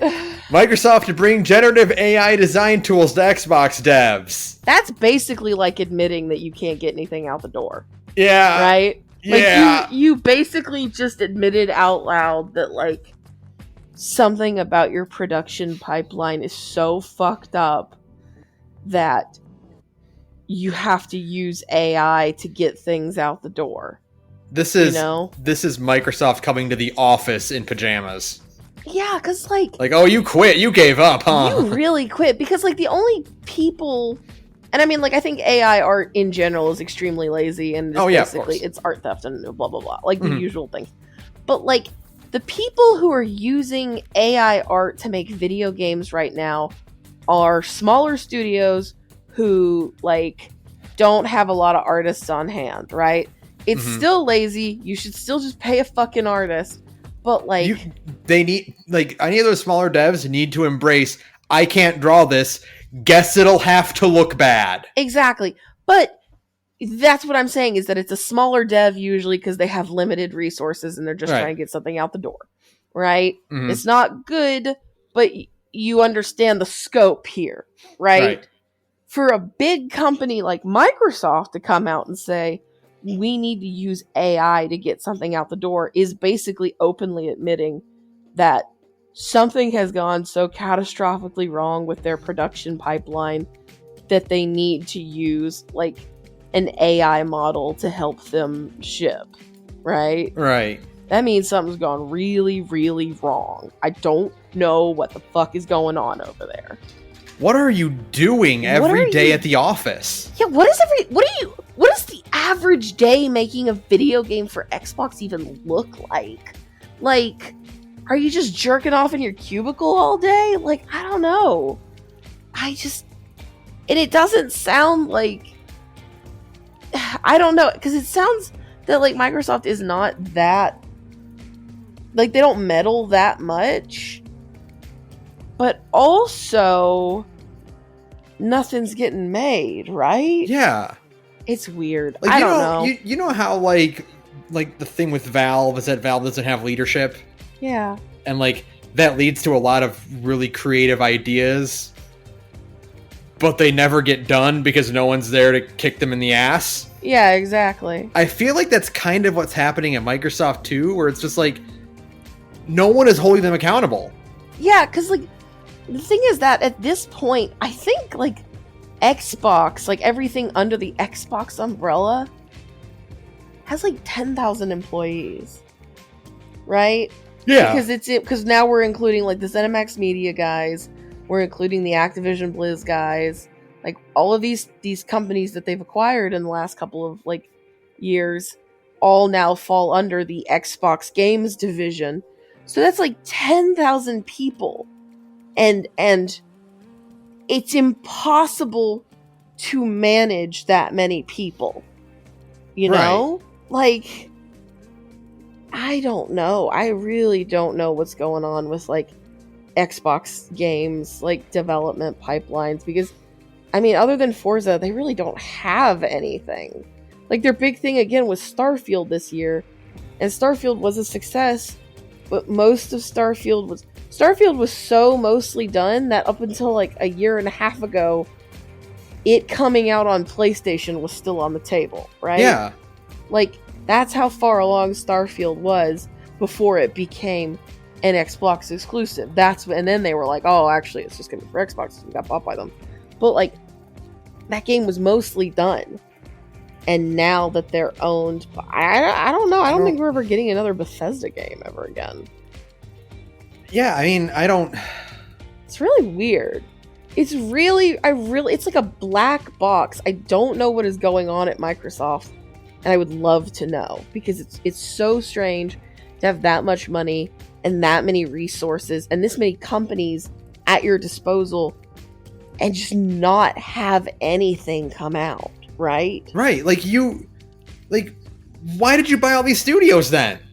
If you're not going to do anything. It's really, really strange. I can only assume it's something with just like the management structure over at Microsoft. I don't know. It's a combination of like letting teams do whatever the fuck they want until the review process, and then Microsoft comes in and goes, "Hey, this looks really good, but we need you to change like everything," right? Yeah, like I'm not saying a lot of industries or a lot of companies like this do care about anything but profit, right? Of course not. But right, of course. At least other companies understand that to make profit, you need to make product. You have to get something out the door. Yeah. Like there's still a drive to produce a game that comes out and that people can buy it and then play it and then want to buy more game.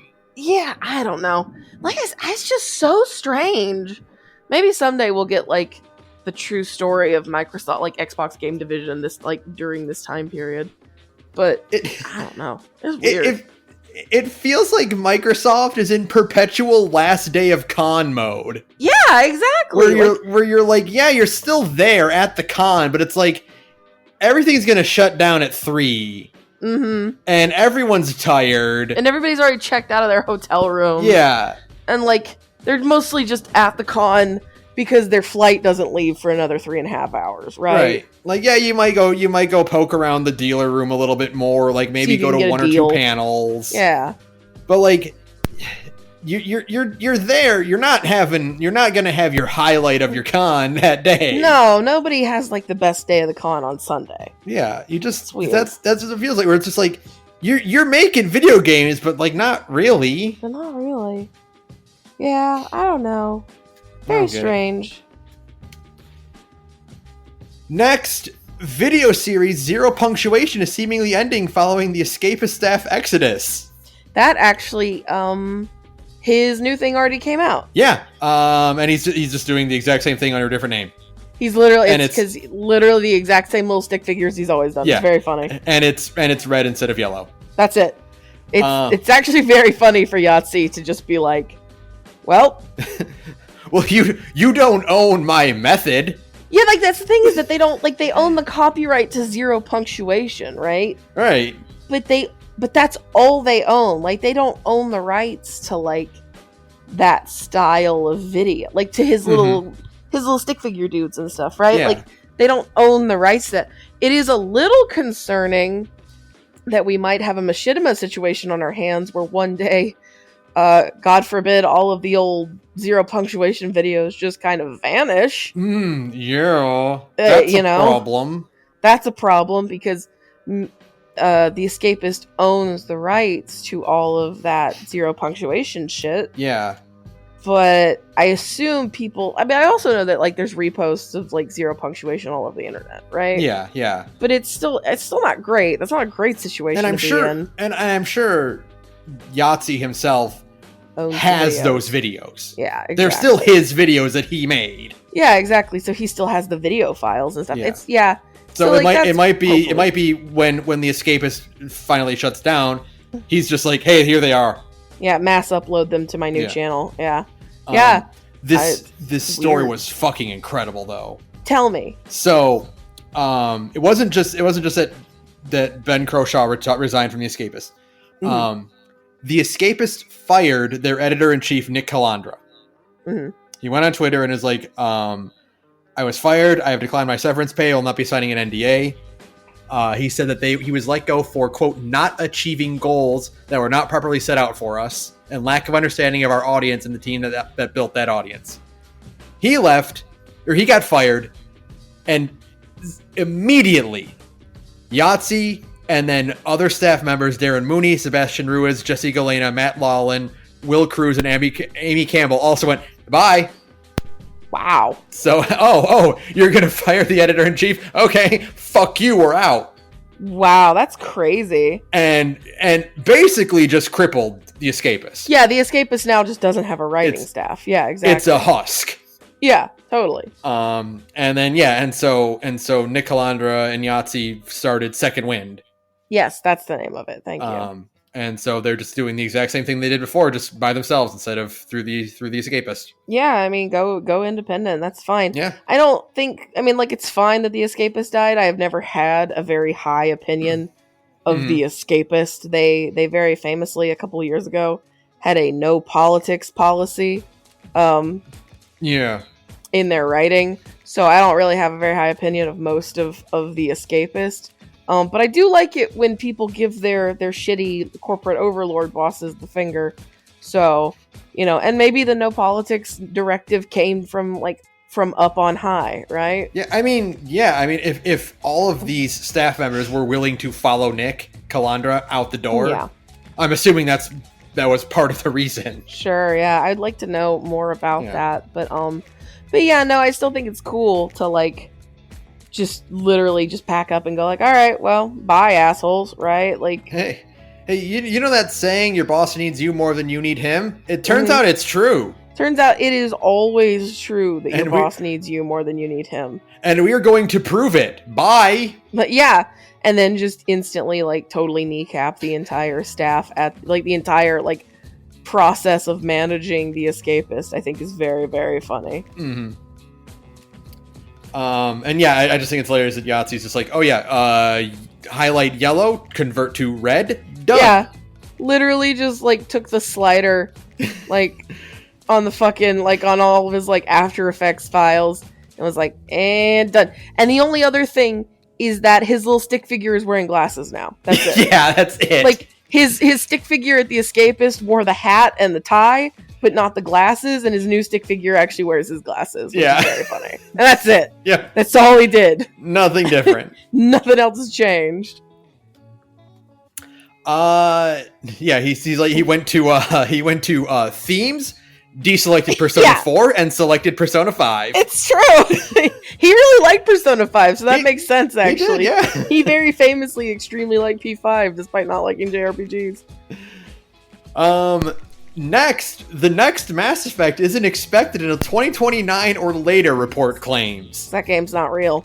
That's not a real year. That's not a real year. That game... What do you mean it's not expected until 2029? You teased it 2.5 years ago.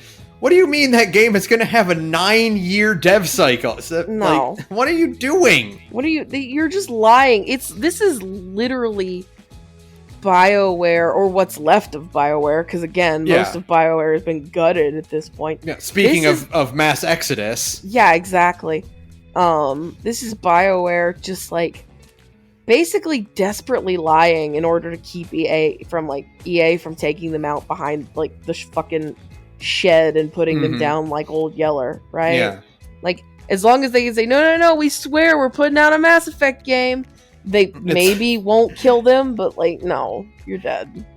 It's like Skull and Bones and the fucking Taiwanese government. Yes. Yeah, Singapore. Singapore government, yeah, Singapore. Yeah, the government of fucking Singapore. They're just like, no, we're making it. We swear we're making the game. Don't sue us. Yeah, it's the same thing. But like, nobody who made the original Mass Effect games good is even making this game. Like, none of the original writers are at BioWare anymore. Like, a ton of old vets got let go. Like, and even more galling is that BioWare is currently fighting the government in Canada because they're based out of Canada. I think they're based out of British Columbia, anyways, they're fighting the government in Canada to not have to pay severance, right? Like, the people who they fired from BioWare have not received their like government mandated severance, and BioWare is fighting tooth and nail to pay it. So like, I can't imagine like being the kind of, because like, you know, N7 Day came and went, right? November 7th.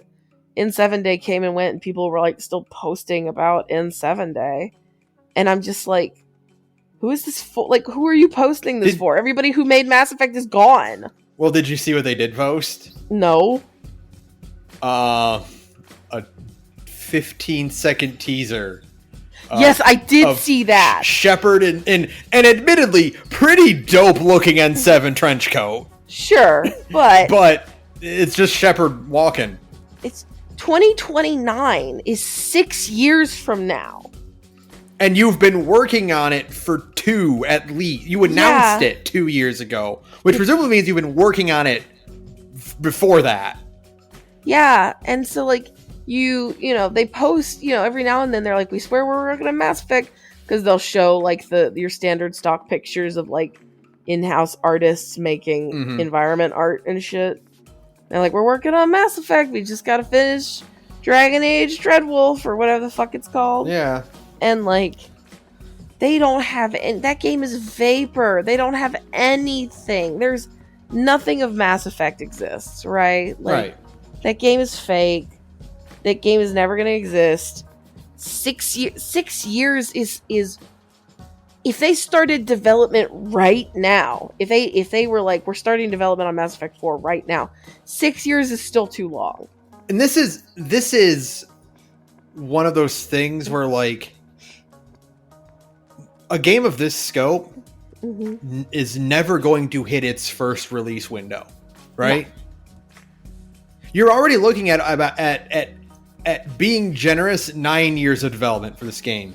Yeah. Assuming it started a year before they announced it at the Game Awards, and assuming it would come out in 2029. Yeah. That's 9 years of development. Yeah. No, this game is vapor. They have not made anything for it. They probably still haven't made anything for it. That sizzle of Shepard in the cool coat, like, that's all they've made. And that was just them walking a fucking like model down a hallway, right? Like, that's it. So like, they don't have anything. And like, yeah, if they started right now, 6 years is way too long for a game like Mass Effect, right? Yeah.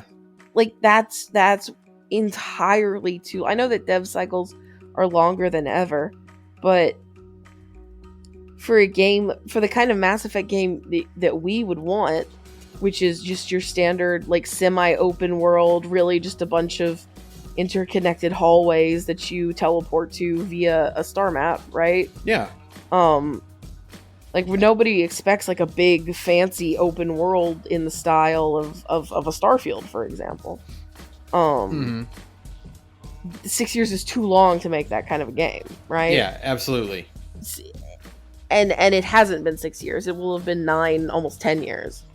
Yeah, no, I think this game is vapor. This game doesn't exist. Yeah. No game has ever existed less than Mass Effect 4. That's crazy. Mass Effect forever. That's correct. Next, Nintendo Indie World Showcase for November 2023. There's only 2 titles I want to talk about in this one. The rest are just Pesto Witch Farming Sims. Sure. Shantae Advance Risky Revolution.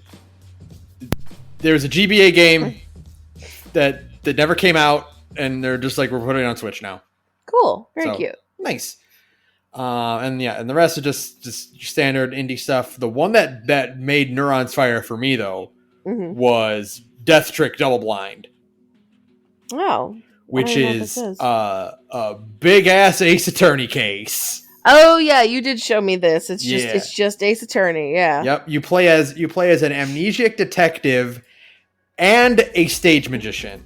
Nice. Okay. And you're running around this circus and trying to solve a mystery, and you have their perspectives, and they can talk to different people in different ways based on like their history and whatnot. Like obviously, circus folk will be more inclined to listen to a stage magician than a detective. So right.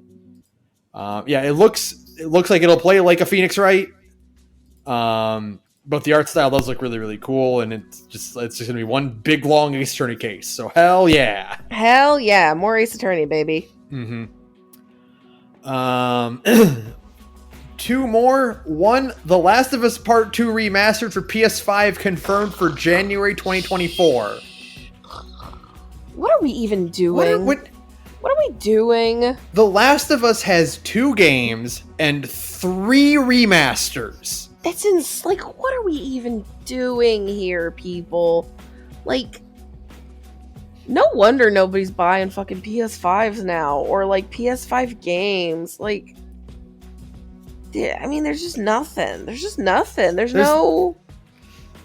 For what reason? I've never felt more justified in selling mine. Right? Like, if not, it is just that fucking meme for me of I have nothing left except Spider-Man. Yeah, that's it. That's like, my PS5 right now. Your PS5 exists entirely to play Spider-Man, and like, yeah, you'll get to play like the Final Fantasy VII remake Part 2. You'll get to play it 3 months early, right? Right. Like, that's it. That's it. Like, otherwise, I get early access. You get early access to the FF7 remake. And it's not even that early. Like, 3 months is not a long time to wait, right? Like, like, what else is there? There's FF16, I guess. Yeah. But, like, that, that doesn't sound that great. Very good. That's also coming out on PC now. Like, eventually, yeah. What does the PS5 even have that isn't just the same shit over and over again? Like, there's nothing cool. There's nothing unique. Like, even, like, I know Spider-Man 2 is a good video game, but it's a sequel to a video game. Like, this is not meant to be mean, but it's still the same type of game, right? Right. Like, it's still the same type of game as, like, Spider-Man 1. You're not getting any, like, different kind of experiences the way you did with literally every other fucking PlayStation console up until this point, right? Right. Like, there's every other game that is out on PS5 is the same fucking video game. And it's so ridiculous. Have you seen the comparison screenshots? They're like exactly the same. It's this, like, the diminishing returns on graphical evolution. Oh, we've hit it. Yeah. We're at that point where, like, it's got ray tracing now. That's about all you can really do, right? That's it. It literally has ray tracing now. That's it. Like, this is if they were releasing The Last of Us 1 remastered for the first time right now, I could be like, yeah, okay, that's a PS3 game, and you could probably do a lot more with it nowadays, right? Sure. Like, if there hadn't been any Last of Us 1 remaster since the PS3, then that game coming out now, I'd be like, oh, that's cool. Okay, yeah, you can do a lot between, and you're getting it out of PS3 jail, right? Right. Because so much stuff is in PS3 jail, so you're justifying it that way too. But that's not it. Yeah, no, that one already had a remake and a remaster, and now you're remastering a game that came out 3 years ago. 3 years ago and looked great when it came out, and like there's nothing you can do like to make it better. Like if you were just being like, here's your PS5 patch for The Last of Us 2. That's if you had your fucking free your PS5 Last of Us 2 patch, it's got ray tracing now, and we upgraded the graphics, like the fucking texture fidelity or whatever. Yeah. Then like you're charging $70 for this fucking thing. Yeah. The only thing they're adding is Okay, here's the article talking about it. Please. They're adding no return, a roguelike survival mode. What? Which, okay, I guess like if you want to do like a stealth roguelike, marathon run of battle maps or whatever. Okay, fine, whatever. Lost Levels lets you explore early development versions of 3 new levels not seen in the original. So basically just like beta shit they content. trashed. Yeah. Developer commentary. Speedrun mode. Okay, sure. And some accessibility enhancements. It doesn't even come with like, because they shit canned the multiplayer thing that they've been talking about forever. Yeah. Right? Like they totally, that whole development staff got let go. They just canned it. Yeah. So like, it's not even coming with the fucking multiplayer thing that they've been talking about for years and years. Like, it has nothing. Yeah. Like, what is the purpose of this? It's literally just $70 DLC. Yeah, this is all stuff you could have put in a $20 enhancement. Yeah. Right? Yeah. Like if you wanted to be like, here's your free upgrade from like the visual fidelity from PS4 to PS5. But if you want all this other shit, like the roguelike mode and all this other stuff, here's $20 DLC, right? Yeah. And it also gets you the fucking graphics upgrade. Right. Like, that's fine. Or you could have just fucking hey, Naughty Dog, you're supposed to do like Insomniac does. Which Insomniac is like, hey, you want Spider-Man PS5 remastered? We included Miles Morales. Yeah, exactly. Like, here's a whole extra game. Yeah.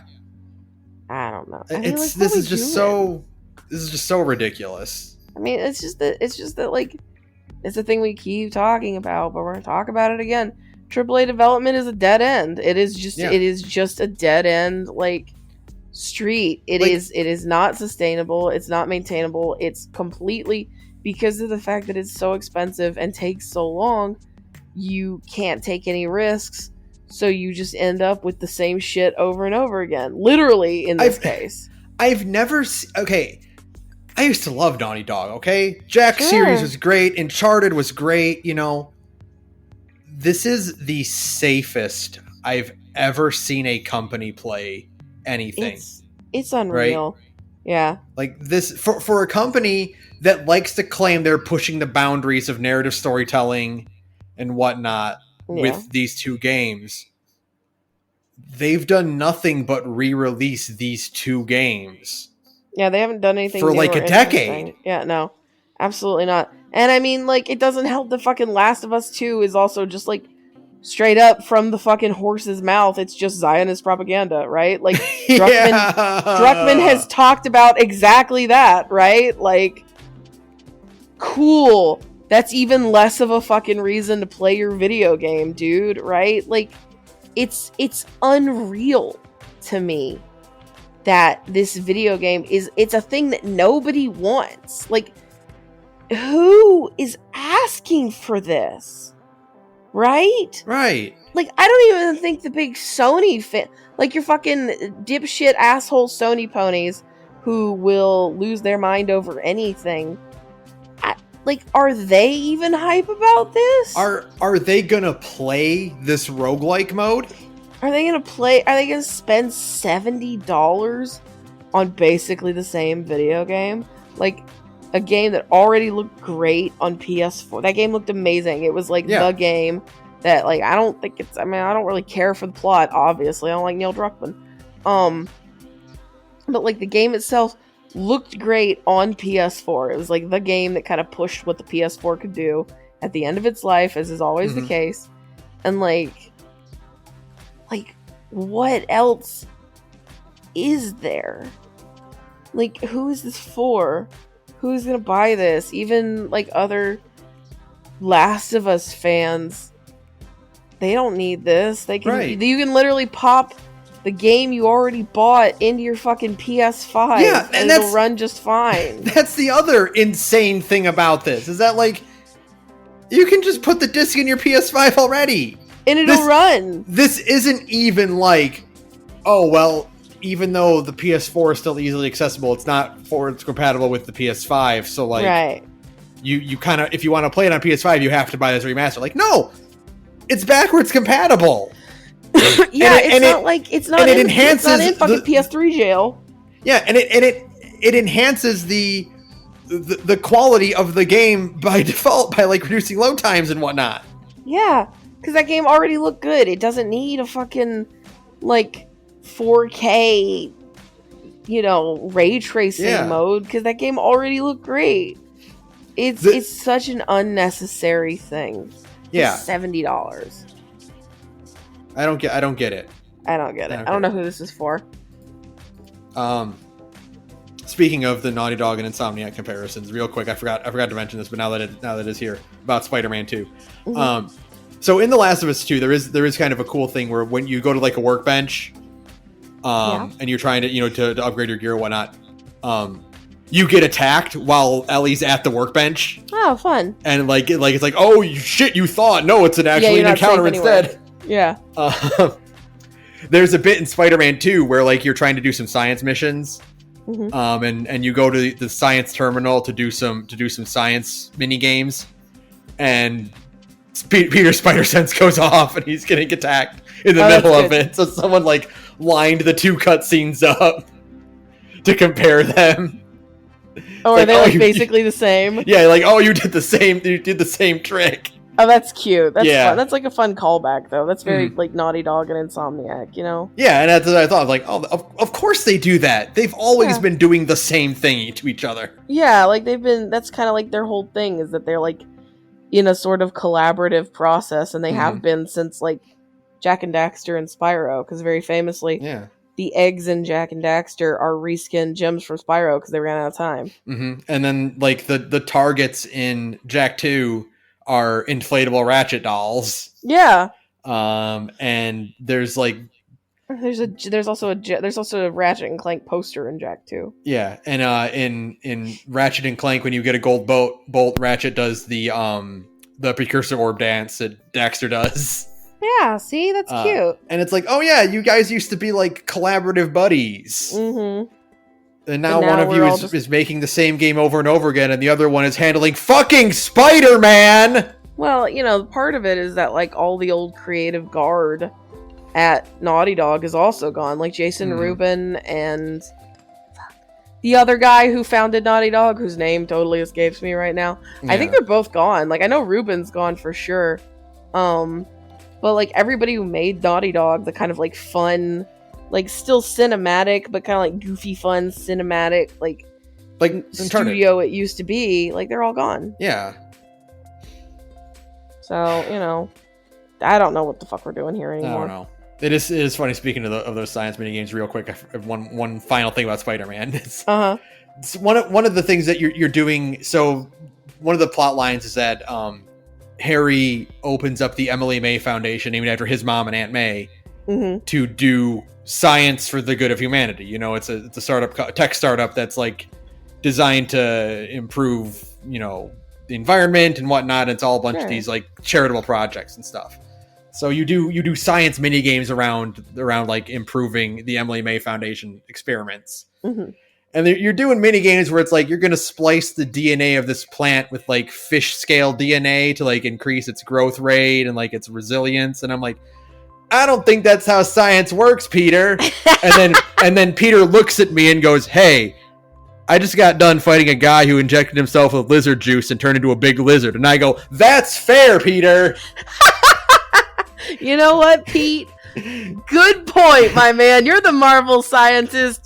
You have fun, buddy. Who am I to tell you how to do your job? He's like, you know what? You're right, Ben. I think I'll stop doing this and I'll swing away on the wall with my spider powers. And I go, You know what? You got a good point. I'm going to carry on, my man. You make those fish plants. God. All right, one last piece of news. One more. The Walking Dead Destinies, the latest worst game of 2023 contender from company behind King Kong. It looks so bad. I love his goofy. Speaking of Jack and Daxter, have you watched any of the gameplay? It's not good. It's not good. His fucking goofy ass Jack and Daxter run animation is so amazing. It's so good. I read this article. And I was like, yeah, okay, I'm reading the headline. It's like Walking Dead Disney's worst game from company behind King Kong, and I Scooby-Doo double-taked. Yeah. I'm like, what? They can't keep getting away with it. You put out 2 games within a month of each other? You put out 2. Yeah, that's probably why both those games are so bad. Yeah, dude. Really? You were working on these simultaneously? It's amazing. I know. No, this is hilarious. This looks... It looks so bad. The King Kong one I can get behind because it's like okay, yeah, it's the King Kong license. It's obviously not, and it's not the movie, right? Right. It's just a King Kong thing, right? Mm-hmm. This is The Walking fucking Dead. Yeah. And no matter how much it's fallen behind, that shit is profitable, okay? Yeah, but The Walking Dead doesn't really have good video games except for the old Telltale one. Yeah. It's never had good video games. This is just so fucking... I'm watching this trailer again, and it's you're amazing. Right. You're right. He bounces like he's fucking Jack. He bounces like a fucking aura male in Final Fantasy 14. Their goofy ass run cycle. Mm-hmm. Yeah, dude, it's amazing. He's just fucking trucking along. Yeah. With his ridiculous ass, I don't even know, platforming adventure, dude. It's incredible. Yeah. And it's so funny because I'm watching this trailer this is ambitious as fuck. Yeah. In concept. Sure. In being execution, not so much. Redo the story of Walking Dead, but maybe you let certain characters die or whatever, and you end up at different paths. Oh yeah, that'd be really cool if you gave it to a studio that could do it. That could execute at all, but no, my dude, no. Oh my god, this is fucking hilarious to look at. It's so funny. Just insane. It's so bad and so cheap. It looks so awful. Yeah. To do it twice. Not only just in a year, but literally I think we talked about King Kong in our last episode. We probably did. Yeah, to just keep, you know what? It's banger after banger with this studio, Ben. You're just jealous. Oh, you know what? Never mind. I found our title card. Oh yeah? Oh, look at this. Send me a picture.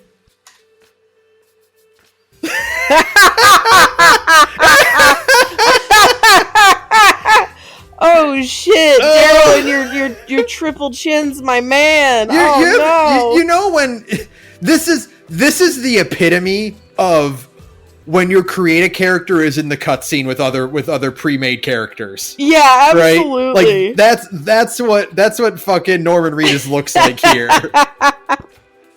It's like when you create a character and you think they look really cool in the create a character window, and then you get out into a cutscene and the real game lighting hits their face. You're like, oh fuck! I fucked up. You're like, oh yeah, I made my character look exactly like Norman Reedus. This is gonna be so cool. Oh no! Oh, yeah. Why didn't anyone tell me his chin looked like that? Oh, it's so bad.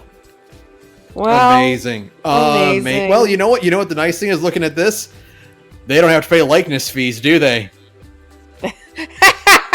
Hey! But good job, dude. Well, okay.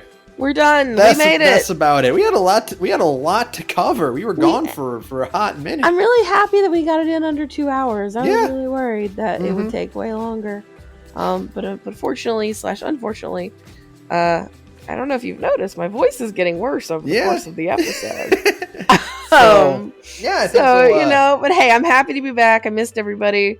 It's nice to be back and talking about video games. So yeah, we'll be back next week. Yeah, we'll see you then. Thank you to Broke Free for some background music. You can follow me on Twitter at thegorgepodcast. You can follow Sara at radioinactivity. You can email us at thegorgepodcast@gmail.com. And join us on Discord. We have a Discord that's really popping. We do streams of private streams of stuff. We hang out. We're watching OPLA. That's right. Which is watching the One Piece live action stuff. We're doing about 2 episodes. One night every week we watch 2 episodes. So and we do other stuff. We're doing Christmas movies in December. Right. Come check that out. I mean, fuck Microsoft is so easy. I know. We got it. What else is there? There's so many options. There really are. I guess fuck Sony. Fuck Naughty Dog. Stop putting out the same video game. You guys used to be... What happened? You guys used to be cool. They used to be so cool. They used to make such cool and unique video games. They used to make things that were fun and interesting. And even the first Naughty Dog... not the first Naughty Dog. I'm tired. The first Last of Us game I enjoyed, right? I don't think it's a masterpiece like some people say, but I think it's a good video game. And they used to just make so much more shit, and now they just don't make anything. They're making the same thing over and over literally again. The same Quite thing. Literally the same 2 things over and over again. Do you know what the definition of insanity is, Ben? Same thing, hoping for a different result. Yeah. Which... And this is just insane. To just put this... It's only been 3 years. What are we doing? Yeah. This isn't a remaster. This is a port. This is a port. Okay? You're just porting it. It's the same fucking video game. This is you guys are Resident Evil 4ing The Last of Us 2.